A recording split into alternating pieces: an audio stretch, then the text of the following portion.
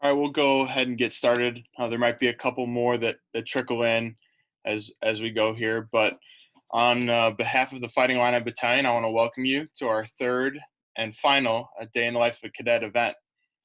Just a little bit about what we're going to do here. We're scheduled for an hour and a half, so there's going to be plenty of time for questions, but we thought with the first 30 minutes, we'd take some time just to answer a lot of the common questions that we see that incoming cadets have when they're joining our program. So a little bit about what you'll get from us. First, we're going to talk about the big transition, and that's the transition from high school into college and ROTC. And we want to talk to you a little bit about some tips and tricks and things that people do in order to be successful during this transition and make it a really smooth process. And so we have some cadets here who explain how they made the smooth transition to college and cadet life and some of the resources you have available to you during this process. Second, we want to talk about balancing student and cadet obligations. There's a lot that goes on any college campus, and there's a lot that goes on in ROTC, but you can do everything that you want to as a student and as a cadet and be very successful with that.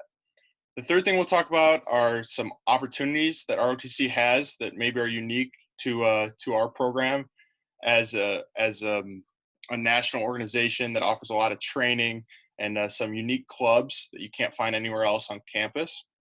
And then we'll also talk about the simultaneous membership program, which may be a great option for some of you who are looking to capitalize on some of the monetary benefits of the National Guard or Reserves and also be a cadet at the same time. So to start, to talk about the transition from high school into college and cadet life, I want to bring in Cadet Pelzer. Cadet Pelzer is an MS1 cadet within our program. That's a freshman year cadet. And she's been very successful during her time in our program, making that transition into college and cadet life. So without further ado, take it away, Cadet Pelzer. Hi, everybody. So again, I'm Cadet Pelzer. I'm a freshman, and I'm studying mechanical engineering. I'm from Joliet, Illinois, if any of you know where that is. So I'm going to talk a little bit about what it was like to move to being a college student and an ROTC cadet. So the first part was cadet orientation program.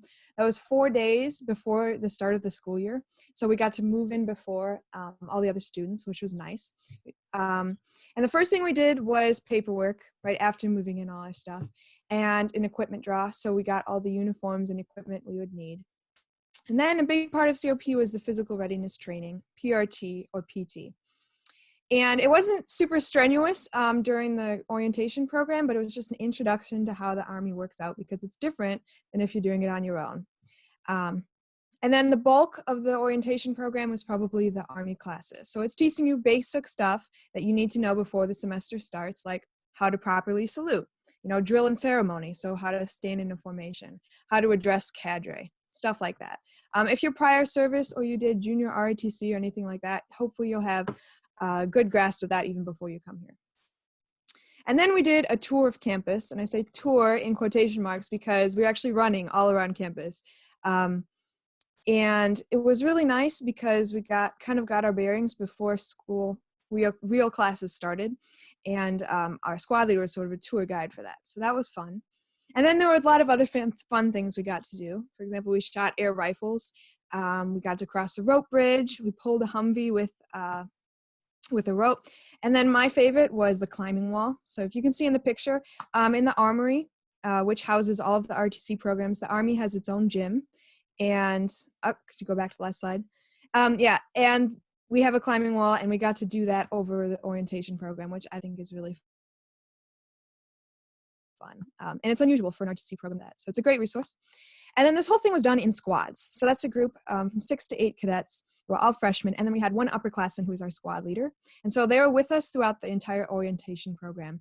And it was really great because they were well informed, not just on ROTC, so they made sure we knew everything we needed to, but also just on being a college student in general. So there were a lot of tips they gave us, and they were always willing to answer our questions that we had to help us make that transition all that easier. And we actually are in a squad for your entire freshman year. So again, the squad leaders may change, but all of my squad leaders have been very willing to help us make that transition smooth. So what I found, what I was anticipating the most was the early morning PT. And so for Monday, Wednesday, Friday, you'll have to be at the Armory at 05:50 getting ready to PT. And I was really nervous about this because I'm not a morning person. But surprisingly, once I started going to bed early and getting into that routine, I got totally used to it. And by the end, I wasn't actually even tired when I got up. So an important part of that is going to bed early, making sure you get enough sleep, super important. And then also you might want to ease into the early wake time. So before you get here, maybe don't, wake up at 11 a.m. The week before you get here, because then that's going to be a huge transition for your body. So make sure you get enough sleep, and you might start waking up early before you get here. And then another tip, which I did not think about coming here, is live near the Armory, because you're going to spend a lot of time there. And if you live somewhere far away, like Florida Avenue residents, you're going to have to walk from 1 mile to 1.5 miles just to get to PT, which is not fun in the morning. So try to live close by. Personally, I would recommend Eikenberry Commons because it's really close to the Armory. It's really close to the Arc, which has like a bunch of courts and swimming pools and stuff like that.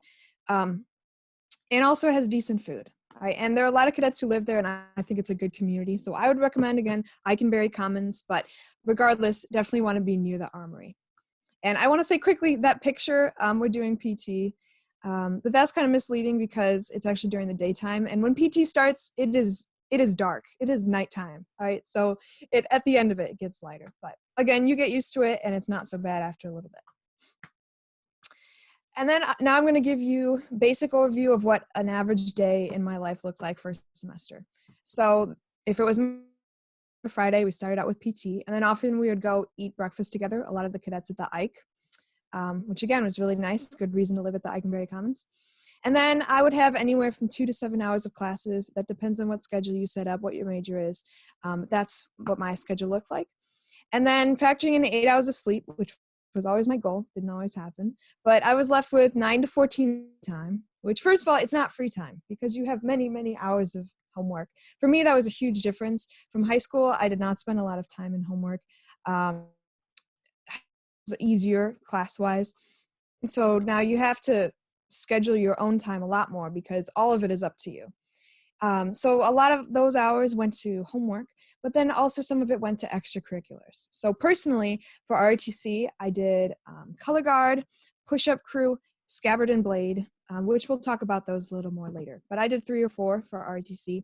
And then outside of ROTC, I also did a couple. So Engineers in Action was one of them, as well as Women in Engineering and InterVarsity Christian Fellowship. And that added up to a lot. All right, so I'd recommend you can always add things as you go on in college. You can start with fewer and then add more if you feel capable. Because again, you don't really know how much time this is going to take until you're in those classes. And so one thing to factor in as you're scheduling this and you're thinking, how much can I cram in there? I can put a class here, I can put an extracurricular here. You also want to have free time, not just to sleep, right? But to enjoy yourself. And I found myself, especially first semester, and a lot of people I knew, especially in more demanding majors, were scheduling out our lives to a detail, but not to just enjoy ourselves. So something I started doing was going every weekend to climb, to just rock climb. And I would then, sometimes I would go with a friend or two, but I just found it a great way to relax and do something that I enjoyed. And so whatever that is, just make sure you have time to enjoy in there. And then the positive, I'm going to talk about the parts of the transition because there were difficulties. But one of the was, for me, self-determination. Sounds weird, but I just got to be who I wanted to be. And it was a totally new, we got new classes. You get to pick your classes. You can pick all new friends. You get to decide what you want to do with your life, basically. But that comes with a lot of responsibility too. But overall, it was positive to live on my own. And another huge benefit, for me at least, was physical fitness. You'll most likely improve when you get here because we do work out a lot. So before I came here, I was scoring 167 out of 300 on the PT test, which you may not be familiar with the scale, but it's bad. It's failing. And by the last time I took it a month or two ago, it was 252, which leaves improvement, but there is room for improvement, but I did improve a lot from the first time I took it. And so I was proud of that. And that was a good benefit I got from ROTC. And then you can learn a lot about the Army and your possible career in it. So when I joined, I was not sure at all that I wanted to do it. I did junior ROTC and I thought, hey, this is kind of a similar club. It could be fun. It's different from junior ROTC, in case you were wondering, very different. But the cadre and all of the upperclassmen were incredibly willing to answer questions, and I learned a lot about what a career in the Army would actually look like to decide whether or not I want to do it. And then the last positive thing about the transition was the great community. You can see the picture there. That's during concessions. I'm not in the picture, but I did concessions as well. And it was just a fun time because you meet a lot of different people from different places than you. But sometimes there's things that you are similar to, right? You have similar goals since you're involved in ROTC. And we spent so much time together. Some of my best friends were made through ROTC, and I wouldn't have met them without this program. So that's not necessarily a reason to join ROTC, but it's a really great outcome from it. And so overall, I thought to being a college student and an ROTC cadet, there were some things that were hard about it, but overall it was very positive, and I'm glad I did it. So as you can see, Cadet Pelzer touched on a big part of that transition is time management. You're going to have a lot of activities, and you're going to have a lot of choice in the activities that you choose. So to touch a little bit more and go more in depth on that topic, I want to have Cadet Rexlow, he's an MS4 cadet in our program, touch on these types of issues and trying to balance your schedule in college. Cadet Rexlow has been very successful. He's been involved in a variety of organizations, which he'll touch on during his presentation. Take it away, Cadet Rexlow. All right. Yeah, good afternoon, everybody. I'm Cadet Rexlow, currently a senior in mechanical engineering and an MS4 cadet, but I'll be around for one more year. So to finish up my degree. So hopefully I'll get to meet a lot of you guys in the fall. So today, yeah, I'll be talking about balancing ROTC and college life and some of the strategies you can use to fit everything in on that lifestyle. So I'll start off by introducing some key ideas when it comes to balancing college life. The first one here is involvement. So first of all, involvement is really important. You know, it can offer social, professional, and personal benefits that allow you to get your mind off classes and maybe de-stress, and then also just kind of grow in those areas. There's a lot of different ways to get involved around campus. You'll come to find that out, especially if you go to Quad Day, which I highly recommend going to Quad Day to check out everything, all the clubs and things that campus has to offer. So for example, socially, you might do some Greek life, maybe some intramural sports, really anything you could want to do. There's even like a squirrel watchers club if you're into that kind of thing. Professionally, there's a lot of professional organizations. So one of them that I'm involved in is ASME, American Society of Mechanical Engineers. And then there's some professional Greek organizations, maybe even some like co-ops or internship type things during the school year. And, you know, those are good for networking, resume building, all those areas. And then there's, you know, the personal side of things. You might be interested in weightlifting or volunteering or, you know, a number of other things. And you definitely want to involve those and balance those in your involvement. There's also a ton of ROTC internal clubs, which we'll talk about those a little bit later on. But it's really important to seek out what you're interested in and participate in those organizations and activities, both to add value to those organizations and yourself. So again, go to Quad Day for that. The second point here is prioritization. So to keep on track, you have to set attainable goals. You want to you know, even write those down or put those, you know, on your wall, something like that, just so you see those and can kind of set the steps out that you need to take to get those goals. So maybe you might have like a GPA goal, or maybe you want to make the dean's list, PT score, completing your resume, or even something like getting good sleep, 7 hours of sleep every night. It'll become tough if you don't kind of set those goals and have those things you want to meet. These goals will help you figure out, again, what's most important, and then what time frame, how much time you need to set aside to achieve those goals on a daily basis and weekly, monthly, and everything. It's really important that you don't stretch yourself too thin with this, though, which is crucial in college. You know, once you start stretching yourself out too thin, you get really stressed out. You start, you know, pulling away from other things that you should be putting more time into. So you have to be careful with this. It won't be beneficial just to belong to a club if you really don't have time to invest into that club. you won't get anything out of it, and then you won't really put anything into that organization as well.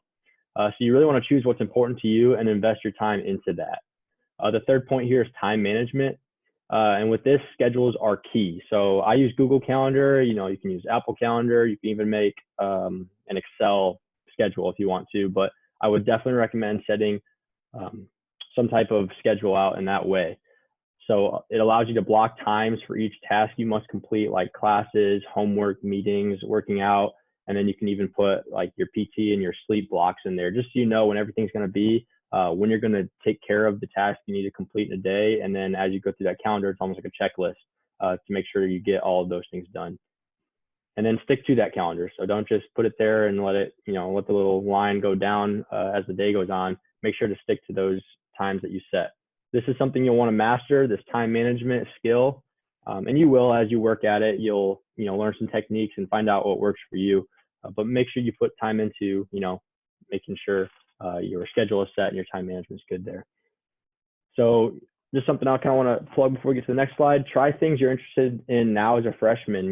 There's a ton of different things you can do on campus, and you're going to have a lot of time now, and then maybe even your sophomore year to try out new things, try out these clubs to see what really does interest you.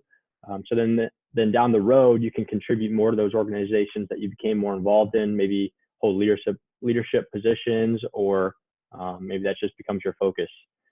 And then towards senior year, you're going to find yourself focusing on those organizations that are the most beneficial for you, and then that you're able to kind of better from being involved in them. So we'll go to the next slide here. So here's a look at what I'm kind of been involved in with my time here on campus. So like I said, my name is Nathan Ruxlow, majoring in mechanical engineering, which of itself takes up a lot of time. So if you're an engineering major, business sciences, those kind of things, those take up a lot of time. So prepare to be doing a lot of homework and being in a lot of class and labs, but that's okay. That's just the way it is for that. So some of my involvements within ROTC over my time here, this includes, my MS1 freshman year up until now. So right now I'm on the staff.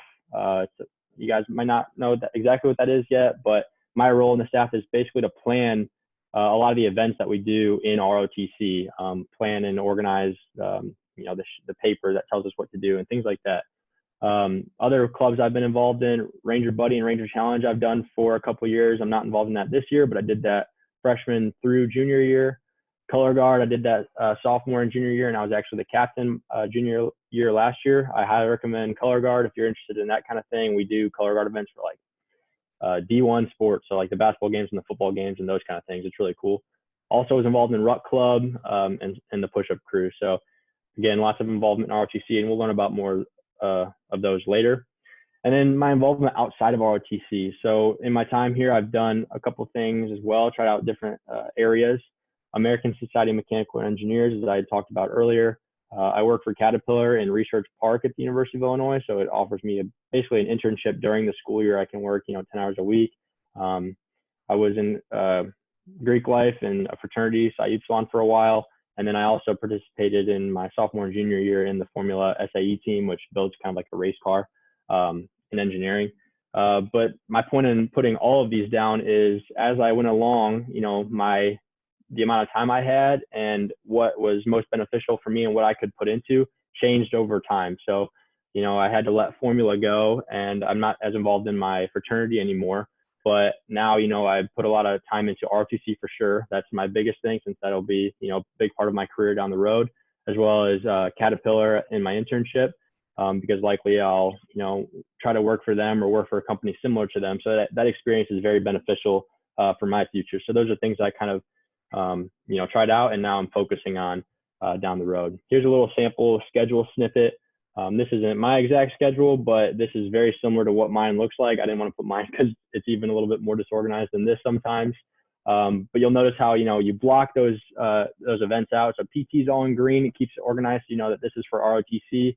Maybe all of your classes are in purple, and then your homework times are in yellow or something, just so that you can keep organized.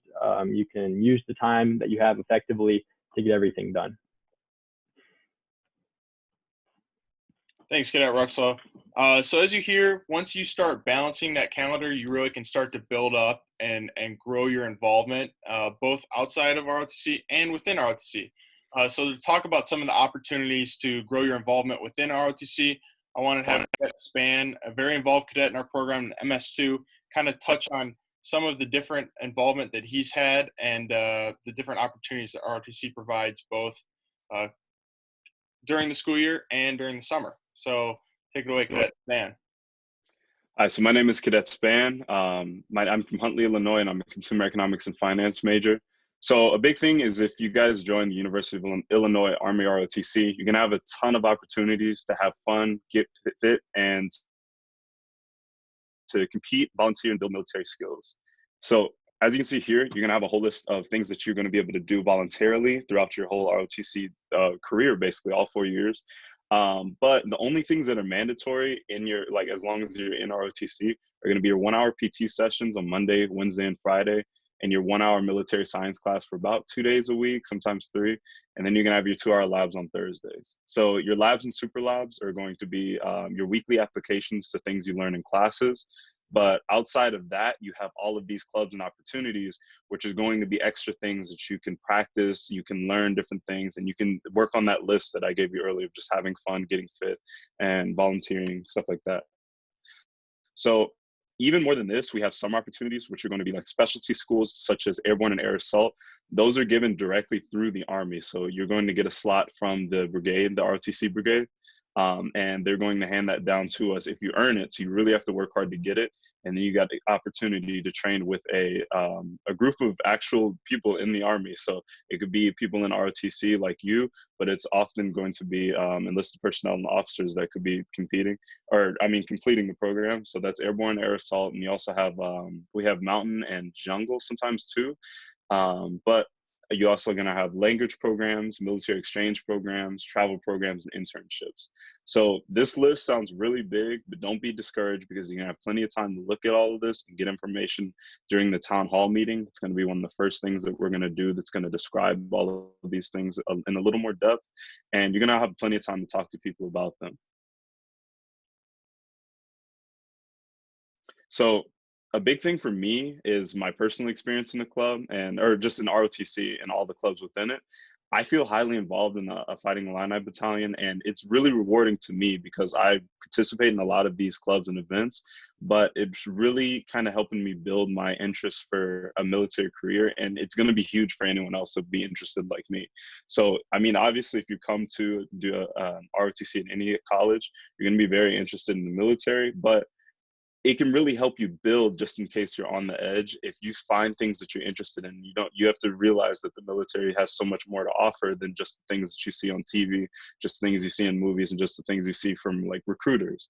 But personally for me, I have a lot of feelings and memories of fraternity in the sense of just a lot of people that you can relate with personally, and experiences that you aren't going to find anywhere else. So you're not going to find any random person in your sorority or fraternity that are going to have gone through the things that you've gone through in different clubs and things that's like FTX, being out in a weekend of just ROTC. You're not going to have anyone that can relate to you except people in the ROTC, and you're going to have some crazy fun memories from that. But also fitness and skills that I've learned from all of this. It's really helped me improve as a person. Since I joined freshman year, I've lost about 50 pounds. So that's a huge extrinsic motivator, but also there's intrinsic motivators. So such as like just the feeling of the rewardingness of having completed a big competition, like something like Ranger Challenge. You're going to be out there with your buddies, have a weekend competition. You can really do things to get your name on a medal, on a plaque, on a trophy that's going to last for years. And it's really rewarding just to even complete it. So that's also just a huge thing to look forward to. And like I already said, just the memories and experiences are something that you're not going to find anywhere else. So here you can see just different things that we go through. This is a picture of the fall FTX. Just after everything, we're all kind of coming back together. You have that really good feeling of just like a brotherhood, but still like sisterhood too for male and female. There's really no dividing for it. You really come together no matter all different walks of life. And then you can see next, this is just a picture of like a super lab. This was on a weekend. You can see we're out in the snow. So we really don't have any time where we're not doing things, but this is also a voluntary thing for a lot of the underclassmen. You can really go out there and learn just what exactly would go on in a military career, especially if you do something like infantry or combat armed careers. And then this is a picture of just about a standard PT. You can see everybody, it kind of looks a little not fun, but you also see the fitness aspect of it. You're going to be doing a lot of things together with people beside you. And that's what's going to help you build all these memories and experiences and really help you kind of have that bond for ROTC. And then here's a couple pictures of the fun things we get to do. This is just a picture of the flag football game we got to do against the Navy and the Air Force. So it was something really fun that was also voluntary, but something that really helped break up the monotony of just like all the military things we do. And then this is a picture of us rappelling at FTX. So this is something likely going to get to once we have a little more funding, and we're going to end up switching around to FTX a little bit, but we should be able to get to do this still. And then in this next picture is a picture of concessions. You can see me on the left side, but this is something that touches on the volunteering aspect. You're gonna have stuff like this and Scabbard and Blade, which is it's an honor society club, but it's something that's also based around volunteering and serving others. So with concessions, that really the volunteering kind of comes back to supporting the ROTC battalion, since that's where the money goes, but it's really just the time that you get to spend with those people. It's one of the best parts. So as you can see, there's a lot of opportunities in ROTC to learn about the Army and to get more involved. But maybe if you're looking for something with a little bit more experience in the actual Army and you need some of those monetary benefits to help you through college, a simultaneous membership program can be a great option. To talk about this program, I want to have Cadet Kaufman touch on his experience. Cadet Kaufman's an MS3 in our program, and he's a simultaneous membership program cadet. Go ahead, Cadet Kaufman. Everyone, I'm Cadet Kaufman. Like Cadet Hammond said, I'm in MS3 and I'm in SMP. I'm involved in a lot of things in ROTC in addition to SMP, and I think that being in the simultaneous membership program is definitely one of the most beneficial things to me as a cadet. So what is SMP? Well, it's basically taking part in the National Guard or the Army Reserves during your time as a cadet. And a little bit about the reserve component. Well, it's part-time. Active duty Army is a full-time job. You're a soldier 24/7, and really, if you are in the Army, that's the case, even if you're in the National Guard or in the reserves. But the commitment is a weekend a month, like one weekend every month, or 2 weeks during the summer. But not only that, the National Guard in particular is also state funded. So each state has their own National Guard, which they get additional funding for. And they also help with domestic missions such as national disaster relief, riot control, not very often, but that is possible because they are activatable under Title 32 in addition to Title 10, which is the federal missions that the regular Army goes on all the time. So the National Guard, the reserve component, it's part-time, but you're still taking part in history, and you can still get that regular Army feel out of it, because there is a lot of training, such as what you get in the active duty Army. So how do you join the simultaneous membership program? Well, as a cadet, there's really two ways. One is you get the Guaranteed Reserve Forces Duty Scholarship, the GRFD scholarship, or the Minuteman scholarship.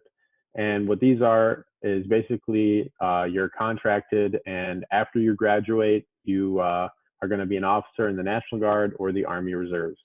And once you contract with that scholarship, you can start drilling at a local National Guard or reserve unit. That's what I did. I actually went to cadet basic training, cadet basic camp the summer before I joined ROTC. And when I got back to campus, I talked to Mr. Ashworth and signed my contract with a Minuteman scholarship. And then within a month, I was drilling at the local armory.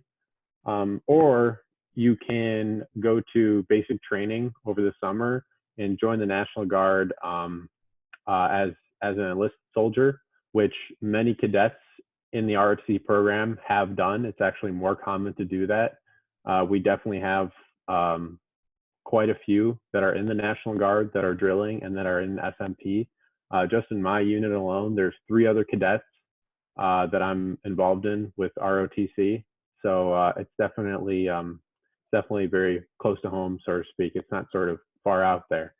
And but yeah, a lot of them have gone to basic training. So it really is up to you and what you're looking for, because there are a lot of options in that regard.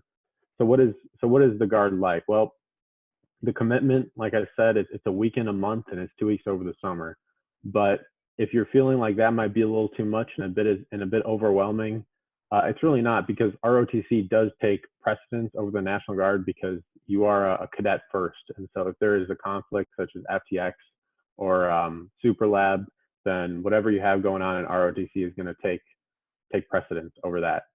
So what do we do at drill? Well, we do maintenance, we do training. I'm in a signal unit, and signal is communications. So we set up the radio communications with throughout the entire brigade. On the left picture, that's a picture of me and one of my friends in the unit, and we're sitting on a JNN, which is basically like a control hub truck. It basically has a lot of routers and other equipment inside of it. And on the right, that looks like a huge satellite dish on a truck. Well, that's exactly what it is. It's an STT, a satellite transmission. Satellite transmission truck. And both of these are some of the equipment that you can find and gain experience with in your Guard unit, because they do have a lot of different equipment and a lot of different possibilities. And there's not just signal units. There's all sorts of different units in the Guard, and you can get a lot of cool experience working with real like Army equipment and learning how they work, in addition to learning from the soldiers who know a lot about them. So and annual training, which is over the summer, that's really cool. There's a lot of fun things like ranges, like machine gun ranges, M4 ranges, rappelling, like the cool stuff that we do over FTX. We do a lot of that during annual training, which usually takes place at Camp Atterbury, which is not too far away.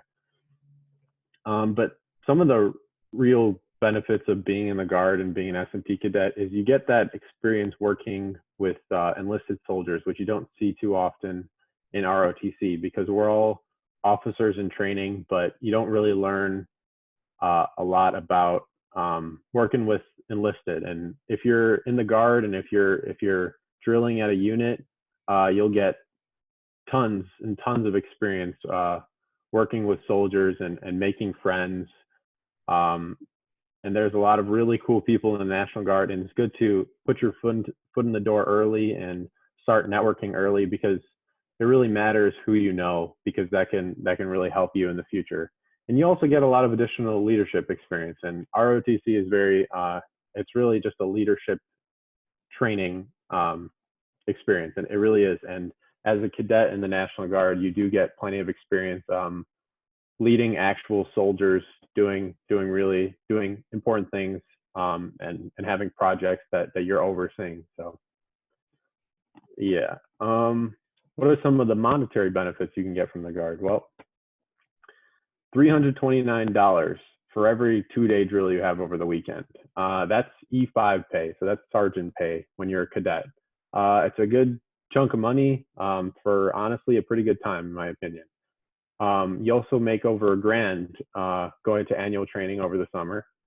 And the Guaranteed Reserve Forces Duty or Minuteman Scholarship, they're the exact same benefits as the federal scholarship. So as the regular ROT scholarship, it's the exact same. You get tuition or room and board, but you also get an additional $1,200 for books.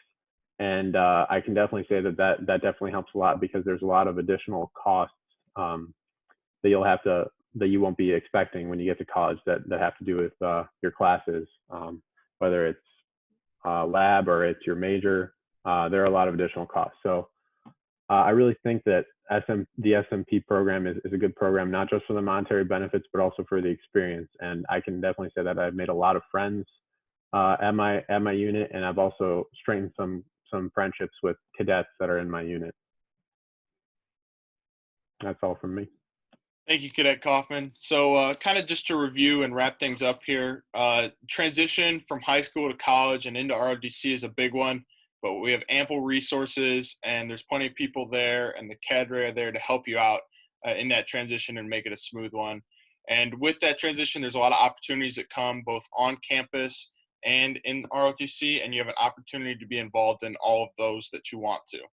And then finally, simultaneous membership program may be a great option for some of you who need those monetary benefits or want more experience working with the actual Army.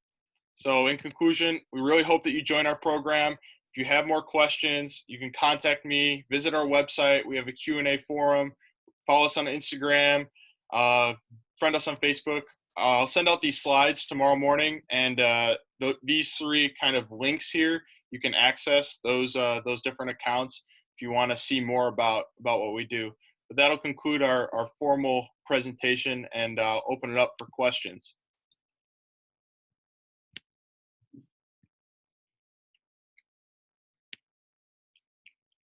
If you guys don't have any questions right now, it's no big deal. We can also move into some of our preloaded questions as well. So we can start with some of those, and then just ask any questions that come in as we go. So we'll start off with questions about eating. This is a big one coming to college. Cadet Pelzer, can you talk? I know you touched a little bit on Ike and their food. What you recommend on what cadets normally eat, best meal plans to choose. You go ahead and answer that one, those two. Sure. So generally, if it's after something like PT or lab or some event, we'll all go eat at the Eikenberry Commons. But no matter what dorm you pick, you can go to any dining hall and eat there. So really, it just depends on where your classes were. So for example, if you have all of your classes are on the North Quad, you might eat lunch, in the Union that day, right? So it just depends on where you end up. Generally, you'd eat breakfast where you live, your dorm, and then maybe lunch where your classes are. So your best meal plan, that really depends on how much you eat and whether you like more to get like snacks or what you want to eat at different times, or if you want to just go to the dining hall and have a normal plan. So I personally did the all classic plan because it's more than enough meals, but the next highest plan was something like 12 meals. And I knew that wasn't enough for me because I do eat every meal. Like I think breakfast is important and don't want to skip any meals. So personally, I'd recommend the all classics. But if you want more flexibility, you can do one of the plans with more cafe credits. Just know that it doesn't go as far. So like, I think lunch at a dining hall is 13 cafe credits, so it doesn't exactly translate to dollars because you wouldn't normally get a lunch for $13. So just consider that when you think about what plan you want to use. Thanks, Cadet Pelzer. I'll touch on fast food places because I love myself some fast food. We got a lot of places on Green Street, which is a really short walk from any of the dorms. A ton of restaurants. We got a Chipotle, lot of different local places as well down there. I'm trying to think, Noodles. It's just like a ton of fast food places around campus in case you're looking for something. And there's some in the Union, like Cadet Pelzer mentioned. I think there's a Qdoba down there and some other restaurants. And then running late for a morning class, tips on eating some breakfast. Cadet Span, do you have any recommendations on that?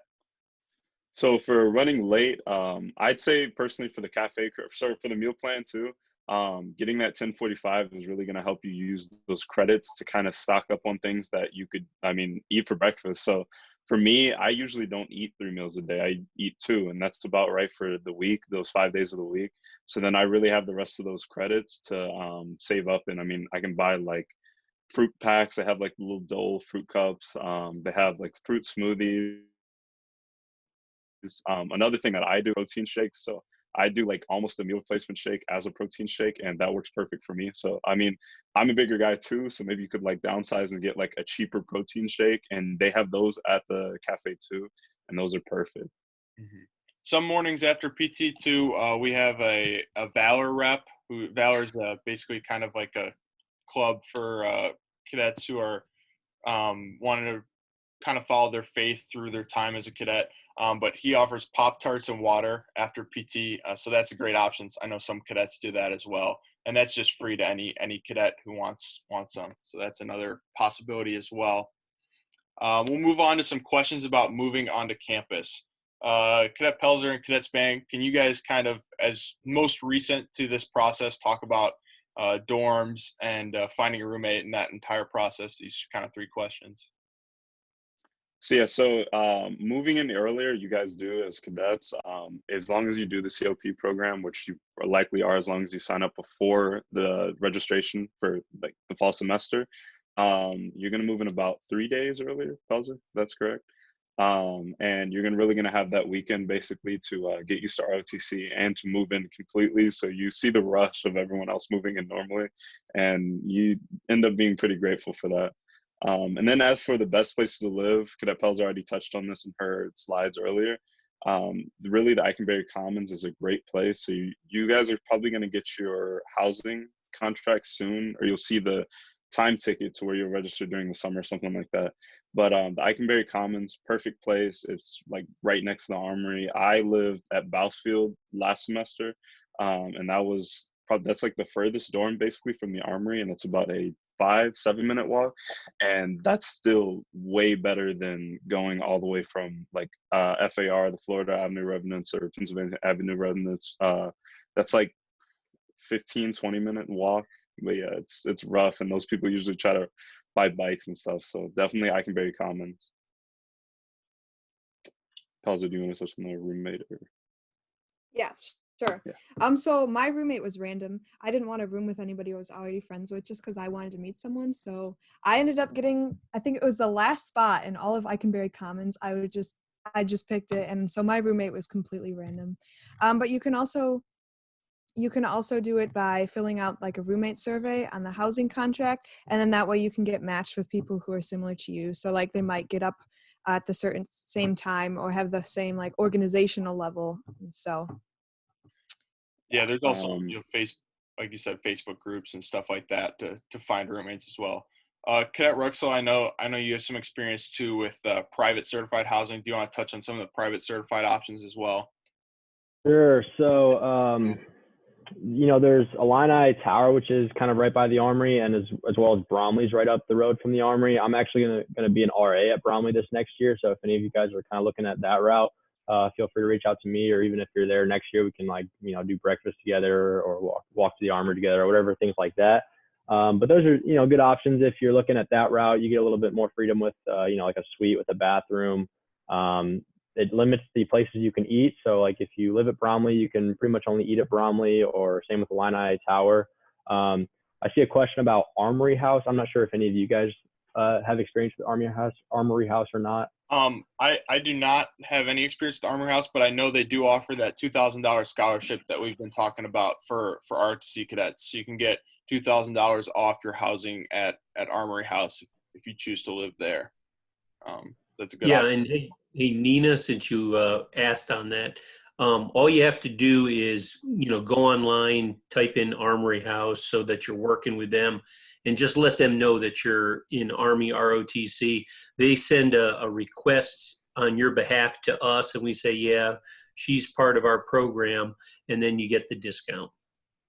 Thanks, Mr. Ashford. All right. And to go off of quick other points, so they talked about Bromley a lot. Or not Bromley, I'm sorry, the six-pack, Eikenberry Commons. I will say if for some reason your housing contract they release it late and you can't live there, it's not the worst thing in the world. Me and my roommate lived in FAR, so a little bit far off campus. You kind of get through it. It's not a big a deal as it sounds. You can use the buses and things like that.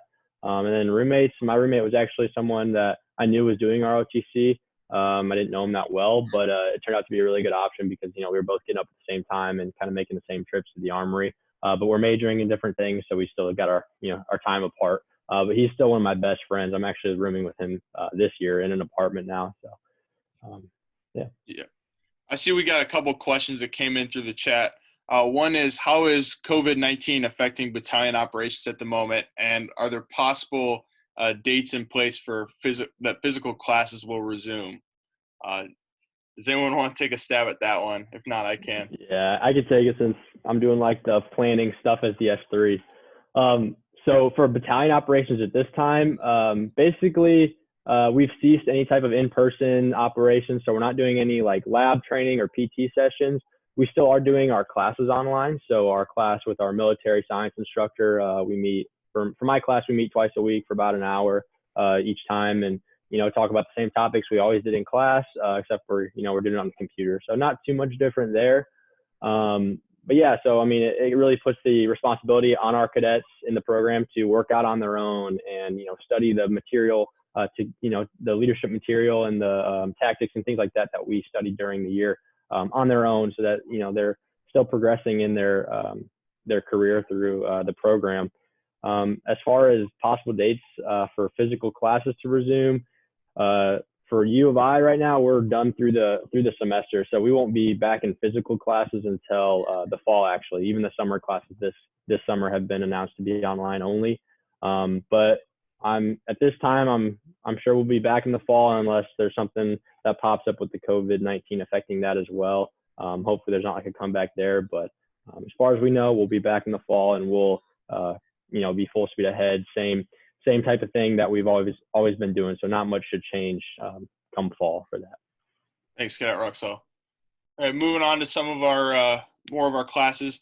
Questions about scheduling classes. Good classes for freshmen to take. Understanding military science classes and how they fit, and the difference between class and lab. Do you guys want to touch on that? Cadet Kaufman, can you start us off on that question? Yeah, absolutely. So the number one thing that I would probably suggest is to leave a sizable amount of time in between PT and your first class. A lot of people struggle with getting out of PT on time, so they can make it to their 8 a.m., but they also have to shower and eat breakfast in that small window of time. So if you can avoid it, I would not suggest taking any 8 a.m.s. Even 9 a.m.s can sometimes be a struggle, at least for me. So I like to start at 10 a.m., but sometimes, you might have to take a 9 a.m. or maybe even 8 a.m. But you'll figure it out. But as far as that, the way credit hours work in college is typically your military science class is, I think the first 2 years they're 2 hours. So you're going to have 2 hours for military science, and truthfully, they're not as strenuous as some other classes work might be. But I would limit yourself for your first year while you're getting used to college and sort of getting more acclimated to the new environment as well as ROTC. I would limit yourself to about 15 or 16 credit hours. Everything over that will probably be a little bit of a load of work. And obviously it depends on your major. There's a lot of engineers.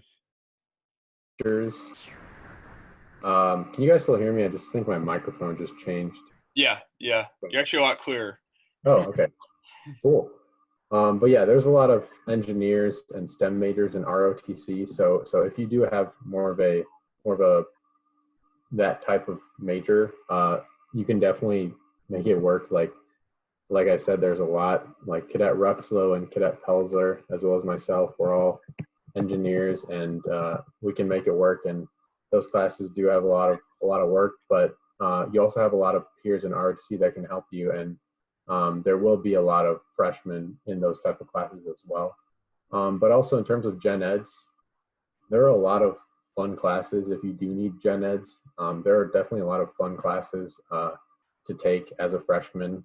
I know that there's like basketball and bowling and ice skating. There's all sorts of interesting classes, but it also could be fun to take a class that you know absolutely nothing about, or something that you might not necessarily agree with, just to, diversify your understanding of the world and get a new fresh take on a particular subject. Thanks, Cadet Kaufman. I know, Cadet Pelzer, you had a pretty crazy schedule, I think, as a freshman. Do you want to touch at all on how you planned out your classes and any recommendations? Yeah, sure. So I came in with a lot of AP credits, and so I didn't really have any left to do. So my freshman year schedule was just like the classes that I had to take for my major. And so that was pretty much it. They were all like major specific classes, plus of course ROTC and also an honors course. So I can't really speak to what gen eds that you should take. I did 18 credit hours my first semester. I would not recommend that. Not recommend less than 18 hours. ROTC, fortunately, it's you don't have to worry about getting a good grade. Academically, it's not too hard, but it does take obviously a lot of time to do.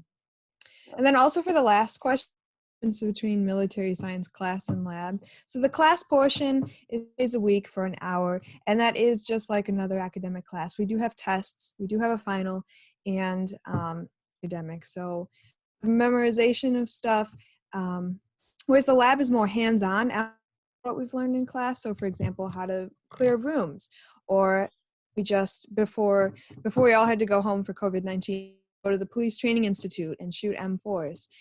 So it's just really more applied version of what we learned in the class, and I personally think it's more fun. Thanks. And one thing to note as well. So this probably won't affect you registering your first time as a freshman, but after your first semester, come spring, on till the end, as long as you are a cadet in the ROTC program, you actually get priority registration. So that means you get to register pretty much, first out of most of the students at UIUC, because they know our classes are, in typically set frame of time, which is a good, a really big benefit, so that later on you can pick what times you want to have all your classes, because they're not filled up by, everybody else that gets to register before you. So take that into consideration as well. Yeah, that's definitely a big advantage that you have as a cadet. So I definitely recommend that, utilizing that as a cadet. Also, when you're looking at gen eds, there's different categories that classes fall into, and some of them can actually fill 2 different gen eds at the same time. So you want to look for courses that double dip or even triple dip, so you can kind of use one course to kill as many of those gen eds that you want, so you can take the classes that you want later on down the line. So that's a great possibility as well. I see we have a couple of questions that came in the chat. I know Cadet Kaufman said he had a kind of good idea of what to say for how UIUC has Army, Navy, and Air Force programs that kind of work together, and how we differ and do things together sometimes as well. So Cadet Kaufman, if you want to answer that question. Yeah, so as far as collaborating with the other services, I'd say the primary way we do that is in terms of competition.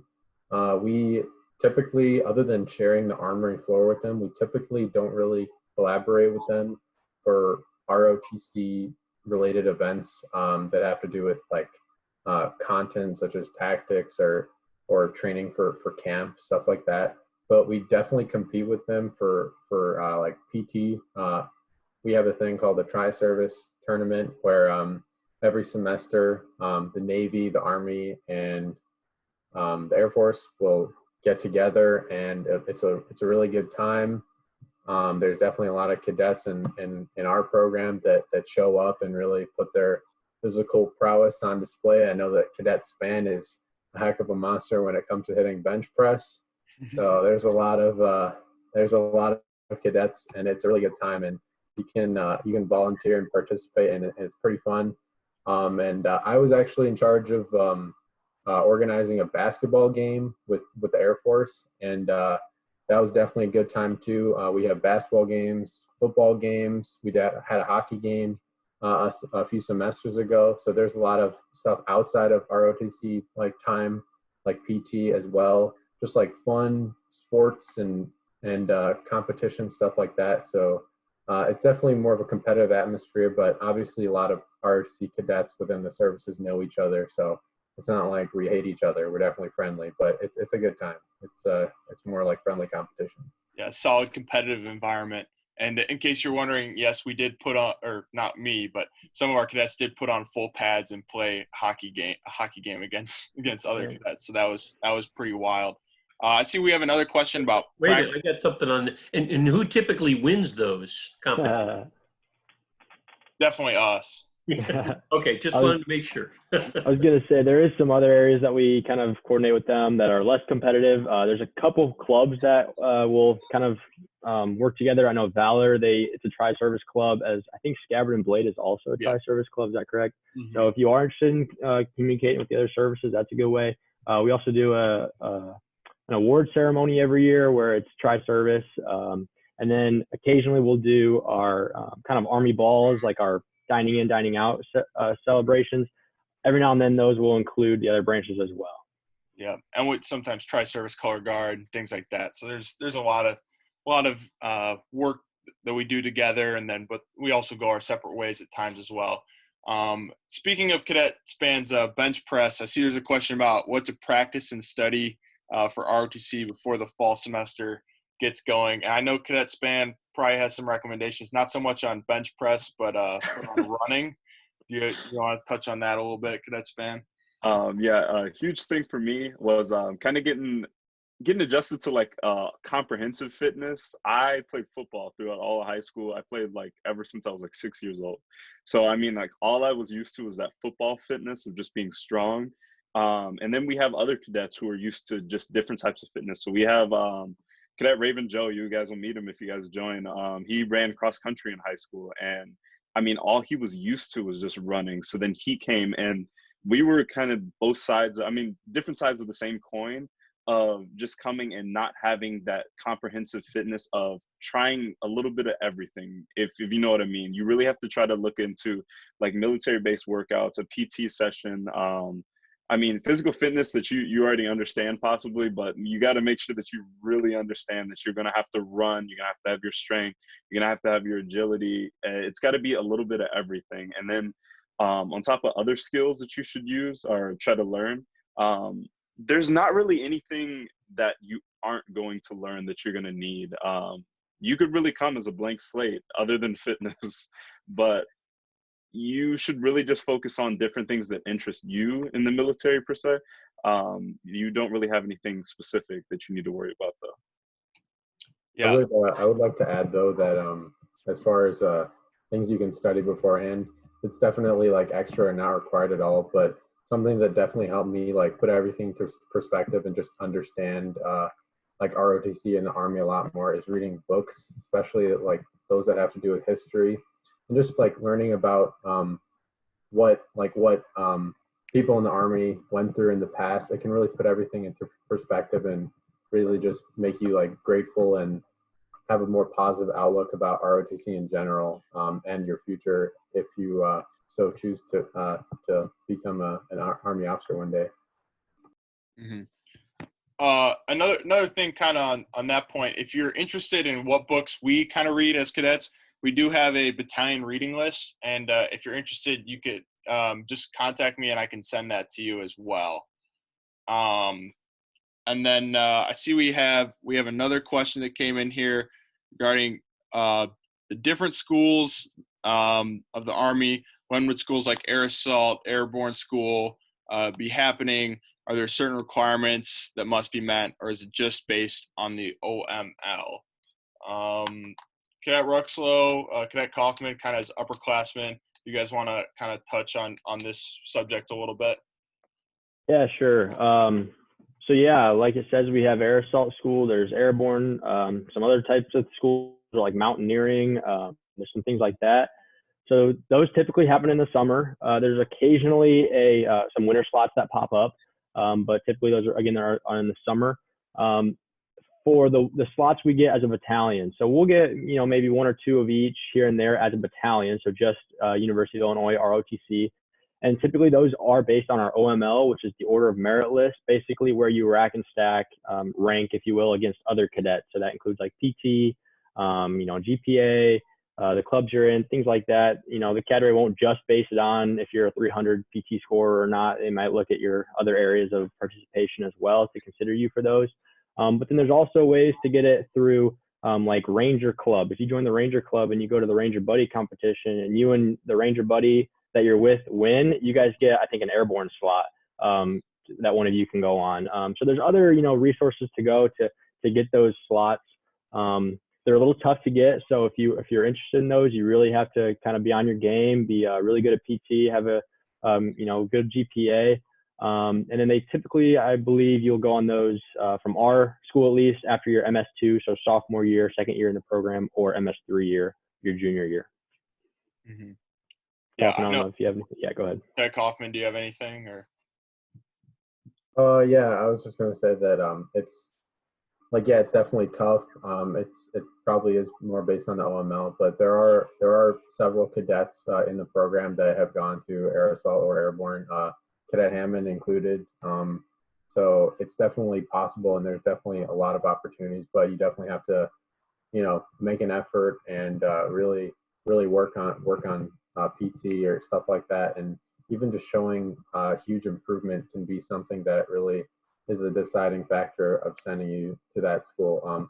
A lot of my peers, or a few of them, not so much now because of COVID-19, because I don't think that's happening anymore this summer. But a lot of my peers, MS3s, have already gone to airborne, or we're planning on going this summer to airborne or air assault. So it's definitely possible, and it's definitely a good opportunity, because they're definitely really cool schools.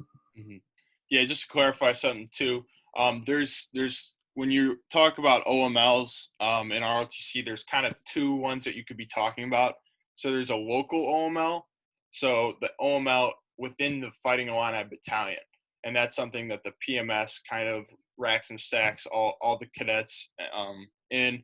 And then there's the national OML, and then there's actually something in between, like a brigade OML for a specialty school. So when we're talking about brigade slots like mountaineering and some of those airborne air assault slots, those are usually based on a brigade OML that they come up with. And then there's also the local OML can determine that one slot that the battalion gets, or two slots that the battalion gets. So that's kind of, if you kind of get what I'm saying there, that there's a couple different buckets that you could fall into where you could get a slot for something like that. So we'll move on to some more questions here. Question about preparing for the summer. We kind of already talked about this a little bit.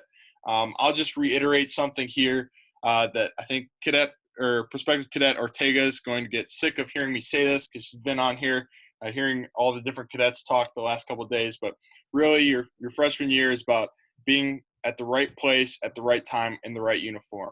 If you can do that, we can get you to where you need to go and really develop your skills, and you can kind of grow into the program as you go. So already having touched on most of these questions, we'll kind of move on from here. The next things are about ROTC and campus and different involvement. We talked about this a little bit, but just go a little bit more in depth. Maybe Cadet Kaufman and Cadet Pelzer, you guys talked maybe a little bit less about your involvement on campus, on other things you do, and how you kind of, and what, I know we talked about quad day. If someone could touch on what that actually is and how it works, that'd be great. Yeah, quad day is a really cool time. It's in the beginning of the school year, basically for the main quad and behind Bollinger.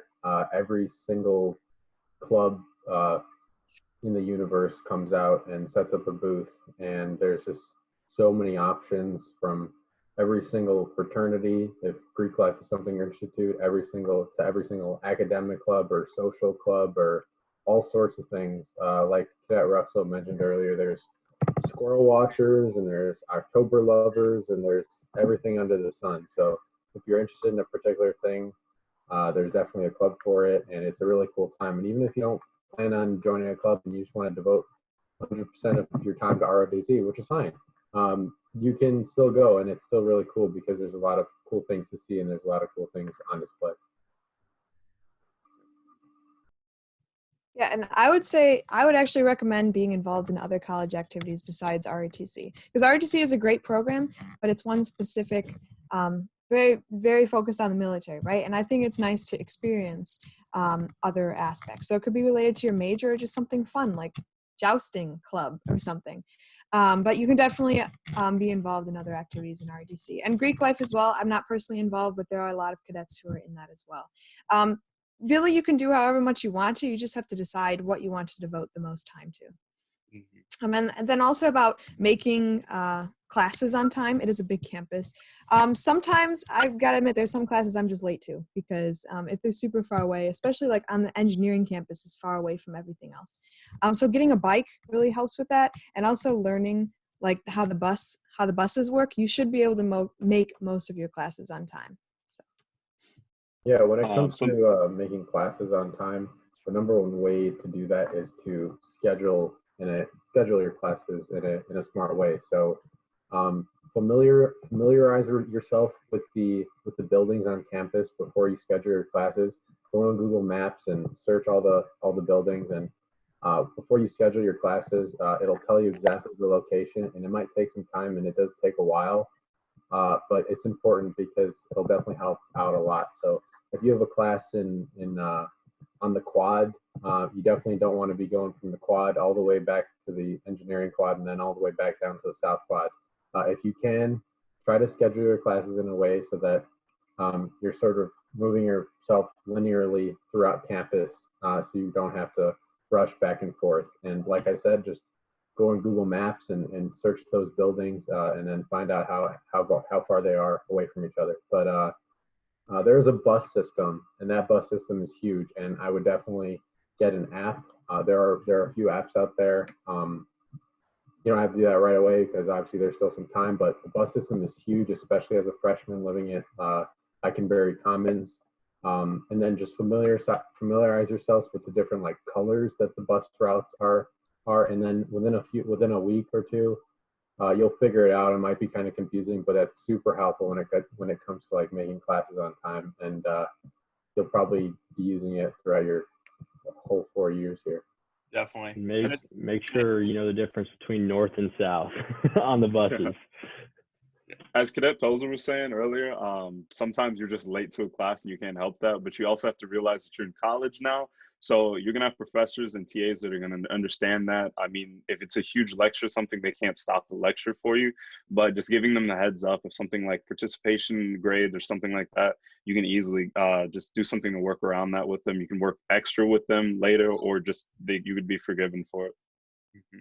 This is a bigger problem, I feel like, for engineers. As a non-engineer, I really don't have any problem getting from class to class. All my classes are pretty close, but I know that engineering quad is a little bit out there for some of you guys. I see we had a question come in. Is there a certain PRT score that we should be around even before we start in the fall? I'll just answer that one real quick. No. We will take you at any PT score, and we do lots of PT, so you'll get in a lot better shape, and we will work with you from wherever you come in at. That being said, you should try and prepare as best you can coming into the program to be in good shape. Both run, like Cadet Span mentioned, functional fitness. So you want to be able to run, lift, all a well-rounded athlete is what we are looking for here. So moving into next slide. Yep. I have a quick comment on that question. You're absolutely right. Like, you can start from any PRT and then work your way up. But especially if you're going for like a scholarship or even the ISTW, so there's the tuition waiver that comes. You don't have to commit, but you do have to get a minimum PT score. So first semester, I think it's a 50, 50, 50. So there are 3 events. You have to score at least a 50 in both ones. And I'm pretty sure there was at least one cadet who didn't get the tuition waiver because they didn't get a high enough score. And so that's really sad. So if you can at least hit 50, 50, 50, it could make the difference between getting money or not. But you can always improve first semester, but just to be safe, I'd recommend getting at least 50 standard and everything. Yeah, and just to clarify what Cadet Pelzer is saying is at the end of the semester, if you have the ISTW, you have to be at a 50, 50, 50 your first semester. After your first semester, you have to be at a 60, 60, 60 by the end of the semester. So just so you guys know that. I see we have a question. Cadet Hammond, let me kind of throw that out because again, I don't know if the high schoolers know what 50, 50, 50 is. Mm-hmm. Basically for boys or men, that's going to be about at least 40 push-ups, in 2 minutes, probably close to 50 sit-ups in 2 minutes, and be able to run at least 2 miles in probably 17 minutes or less. That's 50, 50, 50. For females, that's probably 15 push-ups about close to 50 sit-ups and being able to run 2 miles in probably about 19, maybe 20 minutes. So that's the standard. And then like Cadet Pelzer was mentioning, if you're coming with a scholarship, then the requirement is sometime during that first semester, you have to meet 60, 60, 60, which just kind of plan on another 5 or 6 push-ups and sit-ups above that, and probably cut off another minute on the run. Okay, so that's generally it. And of course, we can give you exact numbers if you want them. Thanks, Cadet Kaufman, for sending that link too for the APFT physical standards in the chat there. That'll be helpful as well. We'll answer these questions real quick here too. A large number of students, office hours. I know from my experience, I've never had a problem contacting a professor during office hours. I had a class this semester which offered office hours 5 days a week for 8 hours. So just and you have tons of course assistants. Yeah, it was pretty crazy. But lots of opportunities to meet with professors, and they have a lot of course assistants for the big classes too. What do you guys have as far as experience with office hours? Do you have any issues? I'd say it depends on the class. Definitely the larger the class, the harder it might be. But there's also a lot more TAs for a larger class. So discussion sections are a really good time to get to know your TA and get on a first name basis with them. But yeah, it's definitely class dependent. The larger the class, the more challenging it might be. But overall, it depends on your TA and your professor. And most TAs are definitely there to help you and to make sure that you succeed. Anyone else have any comments on your experiences with that? Like I said, I don't think it's really that big of an issue. I see another question. Will ROTC be implementing the ACFT? Short answer, yes. But the rollout date for that with the whole COVID-19 crisis has kind of been pushed back. So you won't have to worry about that immediately upon entering the program with the ACFT. And that kind of brings us into our current slide, which is a little bit more about PT, some questions that you and your peers had. As far as how long is morning PT, we actually moved that back this semester. So we used to do an hour 20. We now do it's about an hour PT session, just from 6 to 7 on Monday, Wednesday, Friday. PT, do we PT outside during the winter? Does someone want to touch on how we do PT in the winter? Cadet Span, could you maybe, or Cadet Ruxell, can you touch on this? Yeah. So, I mean, very occasionally we will if the weather's, fair enough. We have, our PT uniform has the jacket and the pants and the fleece cap and the gloves that we can wear to stay warm. But if it's like, super wet, really cold, icy, anything like that, we'll PT inside in the armory. It's got a big track in there that, gives us exactly what we need. We've got a weight room, all kinds of equipment that we can use. So as far as PT outside in the winter, we definitely take it into consideration on how cold it is and if it's, worth it. If it's worth it to be outside, we do it because, we like to be outside when we work out. But if not, we're not going to force everyone to stand outside in the snow and ice. Mm-hmm. Yeah.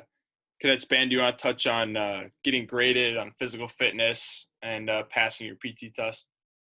So I would say that just to keep it short, you don't really get graded on your physical fitness. It's not necessarily a grade. It's more of like your physical effort. So as long as you're working to improve and as long as everyone can see that kind of that drive that you're still trying to work to improve on whatever you're not good at, then you're going to do perfectly fine. And even if you can't pass the PT test when you arrive on campus, you'll be perfectly fine. And you'll probably will pass at least by the end of the first semester, at least with like one semester of like serious training.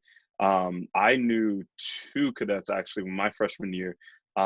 Neither of them, I don't even think they passed like the minimum standard. So they were basically like, did not finish and disqualified. So they got like 0 for their PT test.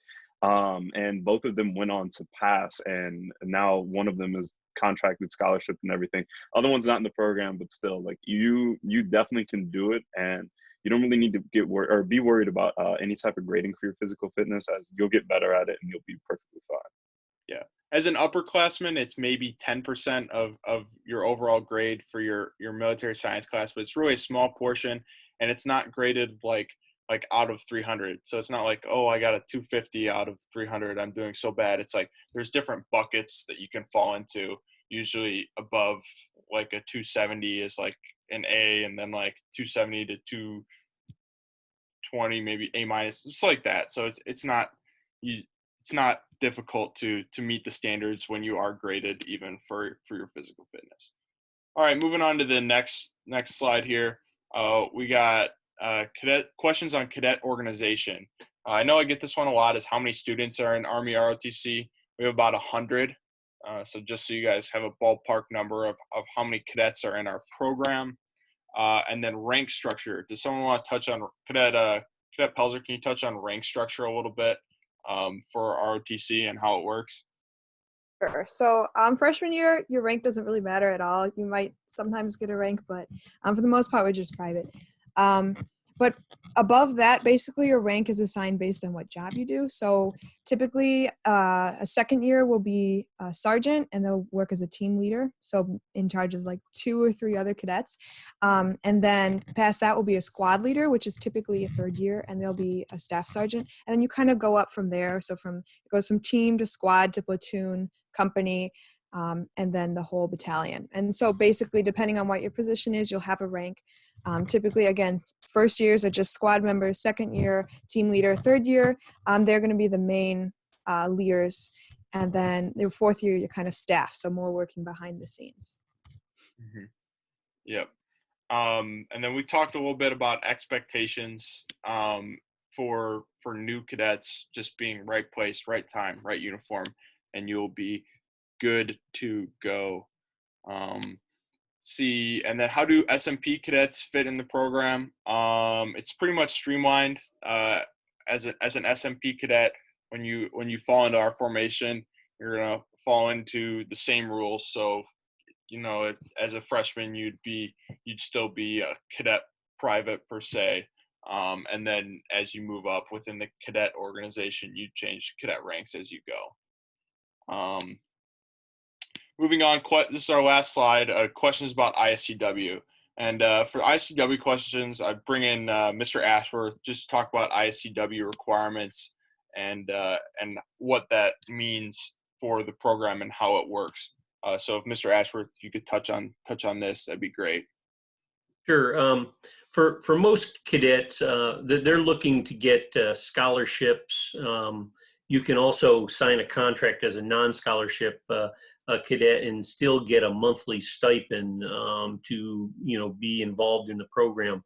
But what happens if you want to try ROTC out, but you're not sure if you want to commit to serving in the military after graduation? And that's where the Illinois state tuition waiver comes in really nice, because this is not an Army benefit. This is a state of Illinois benefit. And basically it says that if you are a resident of Illinois, you can try out ROTC for 1 semester and see if it's, if you're compatible for military service. A lot of our cadets, will start that way, not sure they want to do this thing long term, and then find out, oh man, this is exactly what I was looking for. And then we can kind of talk big money with the scholarships. But let's say you're a cadet that, tries it out and you say, oh, this is just not for me. Well, at least you get some benefit, some financial benefit for at least trying out the program. So again, tuition here at the University of Illinois, is, if you're a state student, which obviously you have to be to get this, is going to run you somewhere between $6,800 and about $8,300 for a semester. And so that's not a bad, little benefit there for trying out ROTC. Now the requirements are, yes, you have to apply for it, which you'll apply during the cadet orientation program. Okay, so keep watching for emails over the summer. And then of course you'll have, obviously, we already discussed about having a certain PT score. So you got to show improvement as far as your physical fitness. And then of course there's a couple other requirements as well. But bottom line is, if you put a lot of effort into it, And, again, you demonstrate that you're progressing along. It's not really a difficult thing to get. It's primarily focused for freshmen because they're the ones that are really kind of trying to decide on whether this is right for them. But it's something that you can apply for every semester. So again, it gets harder and harder to get as you go up as far as your college year.